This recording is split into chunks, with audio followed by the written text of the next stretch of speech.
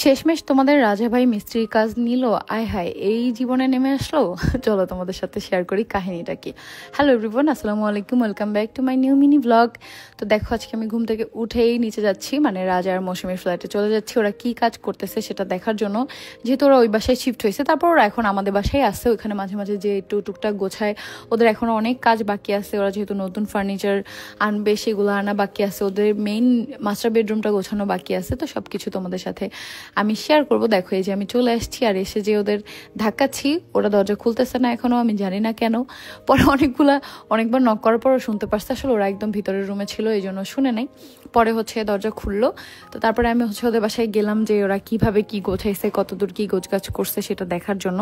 ওদের যেহেতু নতুন সংসার, তাই ওদের এখন আর কি গোছানো ঠিকঠাক মতো হয় নাই। এখানে একটা মৌসুমীর দোলনা আছে, অনেক সুন্দর, ওইটাও টানাবে, সবকিছুই সাজাবে। ডাইনিং টেবিল দিতে হবে, সোফা দিতে হবে, রান্নাঘরের এখনো কিছু গোছানো হয় নাই। তোমরা তো সবাই জানোই ওদের নতুন বিয়ে হয়েছে, তাই তেমন কিছু নাই। তারপরেও মাশাল্লাহ লক্ষ্মী একটা মেয়ে, যে এই কয়দিনই সংসারটা এত সুন্দর করে গোছাইছে। ওদের পুরো এই বেডরুমটা সাজানো, আর এটা ওদের মাস্টার বেডের জন্য নতুন একটা খাট কিনে এনে এটা রিপেয়ার করতেছে।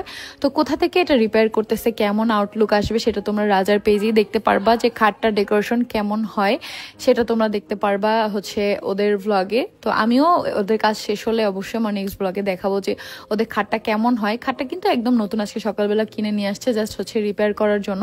তো এই কাজের মধ্যেই রাজা একটু তাদেরকে হেল্প করতেছে আর কি, দেখানো কাজ আর কি। সেটাই যে আমি অনেক কাজ করতেছি, সেটাই তোমাদেরকে দেখাচ্ছে। তো আমাদের পেজে যারা নতুন আছে অবশ্যই আমাদের পেজটা ফলো করে দিও, আর ভিডিওটা ভালো লাগলে লাইক কমেন্ট শেয়ার করতে ভুলবে না।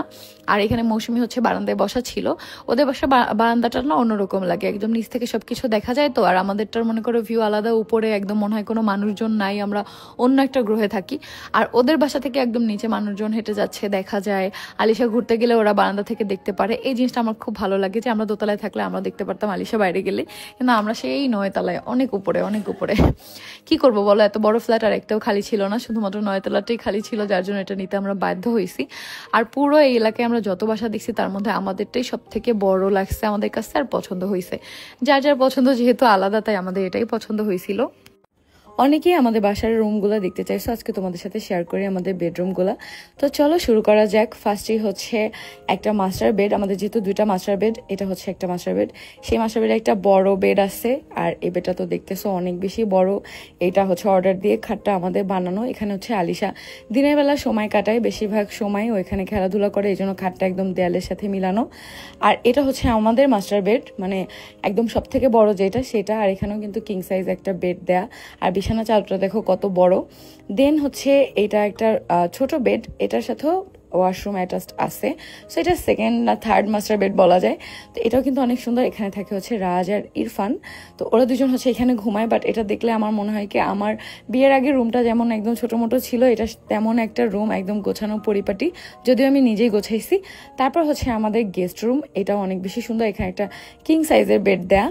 তো এখন সবাই জিজ্ঞেস করবা এই সুন্দর সুন্দর চাদরগুলো আমি কোথা থেকে কিনছি। দেখো, হোয়াটসঅ্যাপ নাম্বারটা দেয়া আছে, তোমরা চাইলে হোয়াটসঅ্যাপে যোগাযোগ করেও এই বিছানা চাদরগুলো নিতে পারো। এবং আমি পেজটাও দেখো স্ক্রিনে দিয়ে দিছি, এবং পেজটা মেনশন করা আছে। সো তোমরা চাইলে ওই পেজ থেকে আরও সুন্দর সুন্দর বিছানা চাদর দেখে নিতে পারো। সবগুলো বিছানা চাদরই কিন্তু তোমরা কিং সাইজ অ্যাভেলেবেল পাবে, এবং 2টা মাথার বালিশের কভার এবং একটা সাইড বালিশ, মানে কোল বালিশের কভার তোমরা অ্যাভেলেবেল পাবে। আর সবগুলোর কালারই তো জাস্ট দেখতেছো এত সুন্দর, একটার চেয়ে একটা সুন্দর। তাই আমি ভাবলাম আজকে তোমাদের সাথে আমার বেডরুমগুলোও দেখাই, এবং বেডশিটগুলোও শেয়ার করি। এই সুন্দর সুন্দর এই বেডশিটটা কিন্তু সব থেকে বেশি ভালো লাগছে আমার কাছে। তোমাদের কাছে সব থেকে বেশি সুন্দর কোন বেডটা লাগছে সেটা অবশ্যই কমেন্ট করে জানাবে, আর কোন বেডশিটটা বেশি পছন্দ হয়েছে সেটাও কমেন্ট করে জানাবে।